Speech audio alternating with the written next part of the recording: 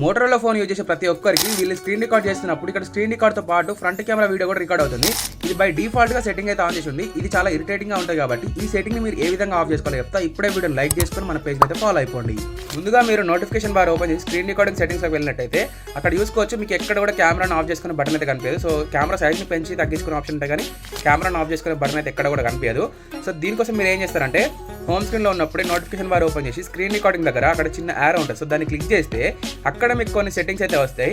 So ఈ settings అంటే మీకు లోపల సెట్టింగ్స్లో అయితే ఉండవు.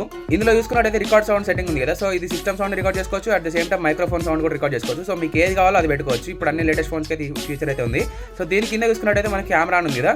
సో దీన్ని ఆఫ్ చేసుకుంటే మనకి ఫ్రంట్ కెమెరా వ్యూ అయితే కనిపించదు. అండ్ కింద మనకి షో టచెస్కి సంబంధించి ఒక సెట్టింగ్ అయితే ఉంది కదా. సో ఇదేంటంటే మీరు ఏదన్నా ట్యాప్ చేస్తున్నప్పుడు ఆ ట్యాప్స్ అనేది మీకు స్క్రీన్ మీద కనిపించాలి స్క్రీన్ రికార్డులు అనుకున్నప్పుడు ఇది ఆన్ చేసుకోవచ్చు. సో మీకు కెమెరా ఆఫ్ కావాలి కాబట్టి మెయిన్గా మీరు కెమెరా అయితే ఆఫ్ చేసుకొని సేవ్ చేసిన తర్వాత ఇప్పుడు స్క్రీన్ రికార్డింగ్ అయితే చేసి చూడండి. మీకు ఎక్కడ కూడా స్క్రీన్ రికార్డింగ్లో కెమెరా అయితే కనిపించదు. సో ఈ ట్రిక్ చాలా మందికి తెలియదు. సో మోటరోలా ఫోన్ యూజ్ చేస్తున్న ప్రతి ఒక్కరికి ఈ ట్రిక్ అయితే షేర్ చేయండి. ఇట్లాంటి మరిన్ని వీడియోస్ కోసం సబ్స్క్రైబ్ అయితే చేసుకోండి.